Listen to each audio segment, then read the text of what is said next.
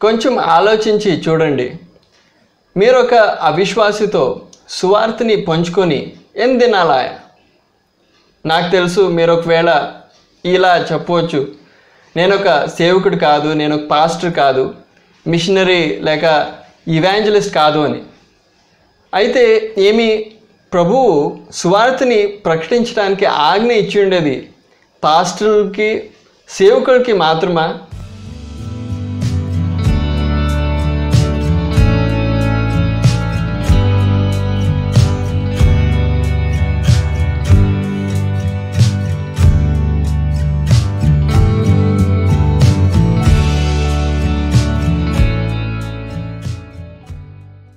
వాస్తవంగా ప్రభువు సువార్తని ప్రకటించాలని ఎవరికి ఆజ్ఞాపించి ఉన్నాడు? దీని గురించి దేవుని వాక్యం ఏం సెలవిస్తుంది అని మనం కొంచెం గమనిద్దాం. దానికోసం మార్కు వ్రాసిన సువార్త 16వ అధ్యాయం దాంట్లో 14-15 మనం చదువుదాం. పిమ్మట 11 మంది శిష్యులు భోజనమునకు కూర్చున్నప్పుడు ఆయన వారికి ప్రత్యక్షమై తాను లేచిన తరువాత తను చూచిన వారి మాట నమ్మనందున వారి అపనమ్మిక నిమిత్తమును హృదయ కాఠిన్యము నిమిత్తమును వారిని గద్దించెను. మరియు మీరు సర్వలోకమునకు వెళ్ళి సర్వ సృష్టికి సువార్తను ప్రకటించుడి. ఈ వాక్యం నుండి మనకి తేటగా అర్థం చేసుకోవచ్చు, ప్రభువైన యేసుక్రీస్తు మొట్టమొదటిగా ఈ ఆజ్ఞ ఇచ్చింది తన 11 అపోస్తలులకి. ప్రభువైన యేసుక్రీస్తు యొక్క మరణం, అది కాక పునరుత్థానం తర్వాత తన స్వర్గారోహణం కింద ముందుగా తన 11 అపోస్తలులకి ఈ ఆజ్ఞ ఇచ్చినాడు. మీరు సర్వలోకంలోకి వెళ్ళి సర్వ సృష్టికి సువార్తని ప్రకటించండి. లోకంలో ఉండే అన్ని ప్రజలకి సువార్తని ప్రకటించండి. అయితే అపోస్తల కార్యంలో మనము గమనించేది అపోస్తలు మాత్రం కాదు సువార్తని ప్రకటించింది. ప్రభువైన యేసుక్రీస్తు యొక్క స్వర్గారోహణం తర్వాత పరిశుద్ధాత్మ దేవుడు పెంతెకొస్తు దినంలో వచ్చిన తర్వాత అపోస్తలు సువార్తని ప్రకటించడానికి ప్రారంభించిరి. అయితే వాళ్ళతో పాటు సాధారణమైన విశ్వాసులు కూడా, సహోదరులు సహోదరులు సువార్తని ప్రకటించిరి, సువార్తని వేరే వాళ్ళతో పంచుకొనరి అని మనము దేవుని వాక్యం చదివేటప్పుడు అపోస్తల కార్యంలో మనము తేటగా మనము గమనించవచ్చు. దానికోసం అపోస్తల కార్యంలో కొన్ని వచనాలని మనం చదువుదాం. మొట్టమొదటిగా అపోస్తల కార్యములు 8వ అధ్యాయం దాంట్లో 1వ వచనం మనం చదువుదాం. ఆ కాలమందు యెరూషలేములోని సంఘమునకు గొప్ప హింస కలిగినందున అపోస్తలులు తప్ప అందరూ యూదయ సమరయ దేశములయందు చెదరిపోయిరి. ఈ వాక్యంలో మనం చూసేది ఏంటంటే, సంఘం యొక్క మొదటి రక్తసాక్షి అయిన స్టెఫను యొక్క మరణం తర్వాత యెరూషలేంలో ఉండిన సంఘముకు ఒక గొప్ప హింస కలిగే. ఈ హింస కలిగినందున ఆ సంఘం యొక్క విశ్వాసులు అన్ని చోట్లు చెదిరిపోయిరి. యూదయ సమరయ దేశములందు చెదిరిపోయిరి. అయితే దేవుని వాక్యం సెలవిస్తుంది అపోస్తలులు తప్ప అందరూ. అప్పుడు అపోస్తలులు చెదిరిపోలే, వారు అక్కడే ఉన్నారు. అపోస్తలులు యెరూషలేంలోనే ఉన్నారు. అయితే సామాన్యులైన విశ్వాసులు యూదయ సమరయ దేశములలో చెదిరిపోయిరి. ఈ చెదిరిపోయిన సామాన్యులైన విశ్వాసులు వాళ్ళు ఎక్కడెక్కడ పోయిరో అక్కడ అన్నీ సువార్తని ప్రకటించలేని 4వ వాక్యంలో మనం చదవచ్చు. 4వ వాక్యం మనం చదువుదాం. కాబట్టి చెదరిపోయి వారు సువార్త వాక్యమును ప్రకటించుచు సంచారము చేసిరి. ఈ వాక్యంలో మనం చూడగలిగే ప్రజలు వారు అపోస్తలులు అయిండ్లే, వారు సేవకులు అయిండ్లే, వారు సామాన్యులైన విశ్వాసులు అయిండ్రి. అయినప్పటికీ వారు సువార్తని ప్రకటించలేని దేవుని వాక్యం తేటగా సెలవిస్తుంది. అది మాత్రం కాక 11వ అధ్యాయం అపోస్తల కార్యంలోనే 11వ అధ్యాయం దాంట్లో 19 నుండి 21 వరకు మనం చదువుదాం. స్టెఫను విషయములో కలిగిన శ్రమను బట్టి చెదరిపోయిన వారు యూదులకు తప్ప మరి ఎవనికిని వాక్యము బోధింపక ఫేనీకే, కుప్ర, అంతియొకయ ప్రదేశముల వరకు సంచరించిరి. కుప్రియులు కొందరును కురేనీయులు కొందరును వారిలో ఉండిరి. వీరు అంతియొకయకు వచ్చి గ్రీసు దేశపు వారితో మాటలాడుచు ప్రభు అయిన యేసును గూర్చిన సువార్త ప్రకటించిరి. ప్రభువు హస్తము వారికి తోడై ఉండెను గనుక నమ్మిన వారనేకులు ప్రభు తట్టు తిరిగిరి.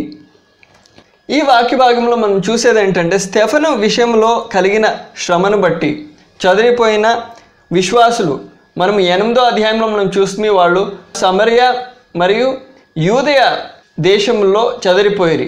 అయితే ఈ అధ్యాయంలో మనం చూసేది ఏంటంటే, వారు ఫేనీకే, కుప్ర, అంతియొకయ ఈ ప్రదేశంలోనూ వారు సంచరించిరి, చెదిరిపోయిరి. వారు ఎక్కడెక్కడ పోయిరో అన్ని చోట్లలోనూ వాళ్ళు సువార్తని ప్రకటిస్తూ ఉండ్రి. వారిలో కొందరు యూదులకు మాత్రం సువార్తని ప్రకటించిరి. అయితే వారిలో కొందరు అన్ని జనులకు సువార్తని ప్రకటించిరి అని 20వ వాక్యంలో మనం చదవచ్చు. కుప్రియులు కొందరును కురేనీయులు కొందరును వారిలో ఉండిరి. వీరు అంతియొకయకు వచ్చి గ్రీసు దేశపు వారితో మాట్లాడుచు ప్రభువైన యేసును గూర్చిన సువార్త ప్రకటించిరి. అది మాత్రం కాక 21వ వచనం మనం చదివేది, ప్రభు హస్తము వారికి తోడై ఉండెను గనుక నమ్మిన వారనేకులు ప్రభువు తట్టు తిరిగిరి. వారు సువార్తని ప్రకటించింది మాత్రం కాదు, వారి ప్రకటన ద్వారా అనేకులు ప్రభు తట్టుకి తిరిగిరి. అనేక ప్రజలు రక్షణ పొందిరి అని మనం దేవుని వాక్యంలో చూడవచ్చు. ఇది మాత్రం కాక స్టెఫను మరియు ఫిలిప్పుని మనము జ్ఞాపకం చేసుకోవచ్చు. అపొస్తలుల కార్యములో 6, 7, 8 అధ్యాయముల్లో మనము ఇద్దరిని మనం చూడవచ్చు, స్టెఫను మరియు ఫిలిప్పు. వీరిద్దరూ సేవకులైండ్లే, వీరు అపొస్తలులైండ్లే, మిషనరీస్ అథవా పాస్టర్లైండ్లే, సామాన్య విశ్వాసులైండ్రి. అయినా కూడా సువార్తని ప్రకటించుట్లో వారు ముందరికి వచ్చేది మనం చూడగలుగుతాం. 6వ అధ్యాయంలో మనం 2వ వచనం మనం చదువుదాం.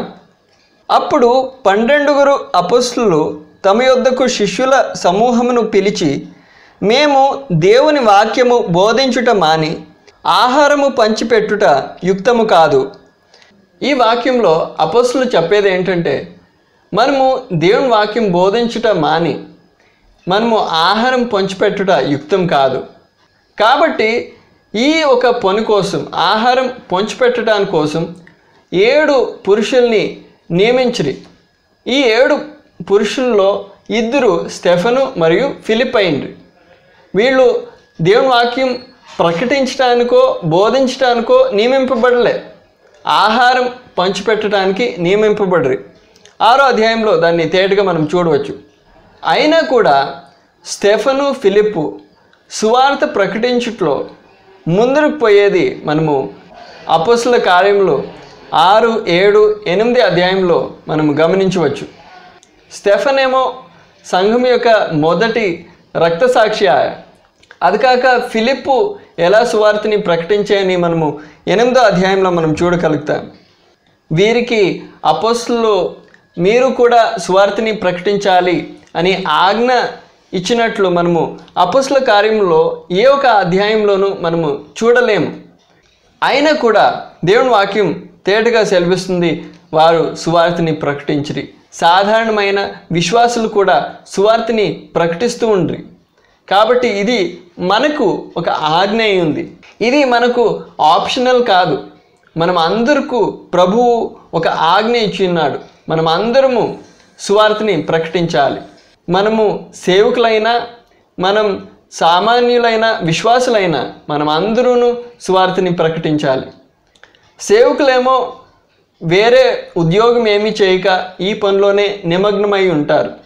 అయితే మీరు సామాన్యమైన విశ్వాసులైంటే మీరు వేరే ఉద్యోగాలు చేస్తారు. అయినా మీరు ప్రజలతో కలిసేటప్పుడు వారితో సువార్తని పంచేది మీ బాధ్యత అయింది.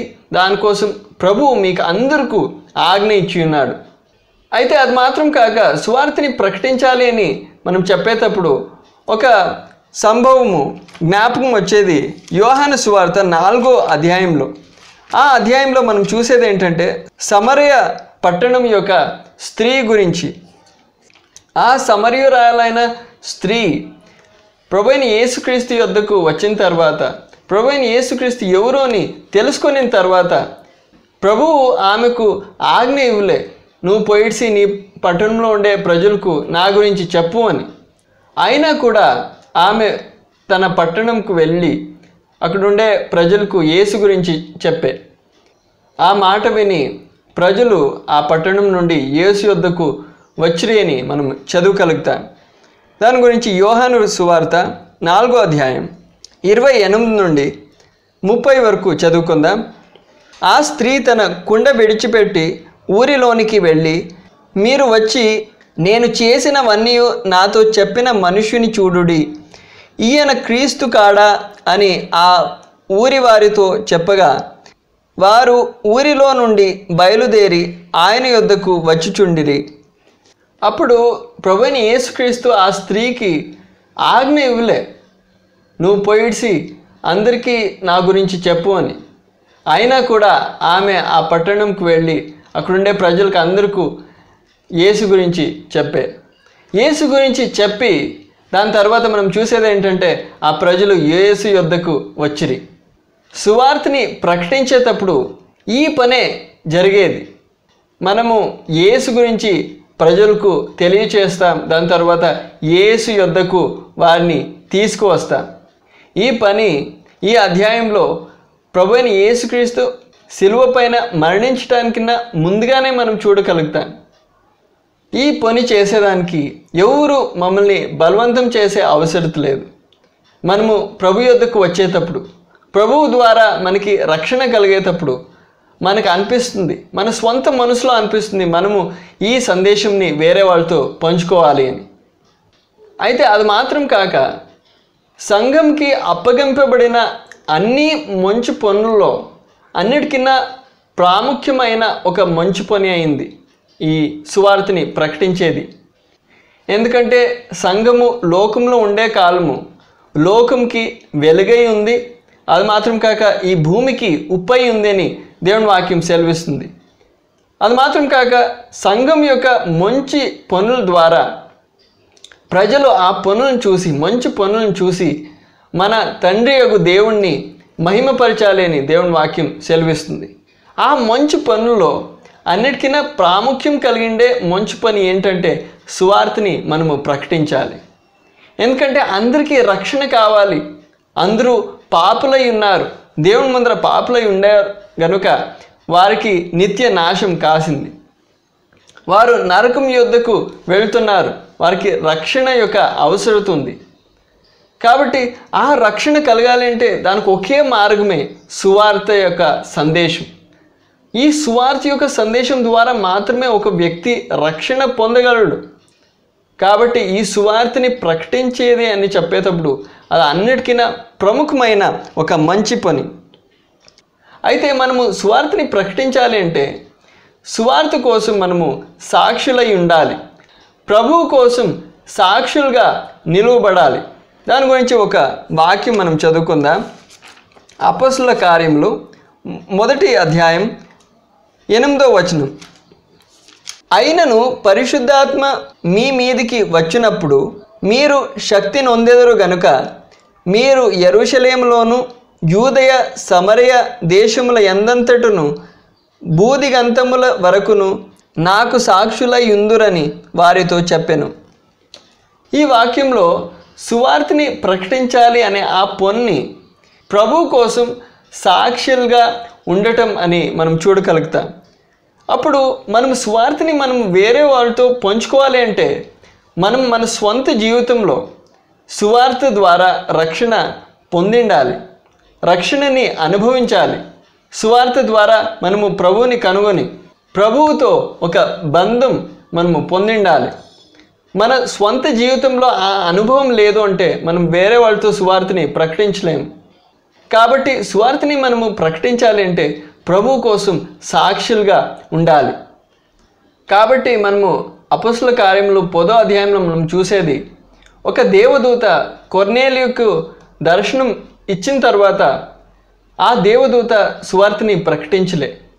దేవదూతలకి సువార్త యొక్క సందేశము తేటగా తెలుసు. వారు బాగా బోధించవచ్చు, ప్రకటించవచ్చు, అయితే వారికి ఆ అధికారము ఇవ్వబడలే. దానికి ఒక ముఖ్యమైన కారణం ఏంటంటే వారు దీనికోసం సాక్షులు కారు. మనము సువార్త ద్వారా రక్షణ పొంది ఉన్నాం. మనము ప్రభు కోసం సాక్షులుగా ఉన్నాం. మనము ప్రభువుని మన స్వంత జీవితంలో రుచించి అనుభవించి ఉన్నాం. కాబట్టి మనం మాత్రమే సాక్షులు.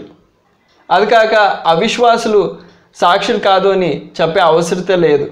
ఎందుకంటే వారు కూడా సువార్త ద్వారా రక్షణ ఇదివరకు పొందలేదు. అయితే వారు కూడా రక్షణ పొందిన తర్వాత వారు కూడా సాక్షులు అవుతారు. కాబట్టి మనం అందరము సేవకులైనా కూడా, సామాన్యమైన విశ్వాసులైనా కూడా ప్రభు అయిన యేసుక్రీస్తు యొక్క సంఘంలో మనము సదస్యులైతే, మనము క్రైస్తవులైతే, ప్రభు అయిన యేసుక్రీస్తును వెంబడించు ప్రతి ఒక్క విశ్వాసి కూడా, ప్రతి ఒక్క క్రైస్తవుడు కూడా సువార్తని ప్రకటించాలి. మనం అందరము సువార్తని ప్రకటించాలి అని దేవుని వాక్యం ద్వారా ప్రభువు మన అందరికీ ఆజ్ఞ ఇచ్చినాడు. ఈ ఆజ్ఞకు అనుసారంగా మనము ఈ పనిలో ముందుకు సాగుదాం. అప్పుడు మనము సువార్తని ప్రకటించాలి అని చెప్పేటప్పుడు ఇది ఒక బాధ్యత అయింది, ఒక కర్తవ్యము, ఇది ఒక ఆజ్ఞ కాబట్టి మనం చేసే తీరాలి. అది కాక ఈ పని చేసేటప్పుడు దైవికమైన పరలోకము నుండి అధికారము మనకి ఉంది, దేవుడు ఇచ్చి ఉన్నాడు. అది మాత్రం కాక ఇది ఒక సౌభాగ్యమైంది. దేవదూతలు కూడా ఈ పని చేయలేరు, ఆ అధికారము వారికి ఇవ్వబడలే.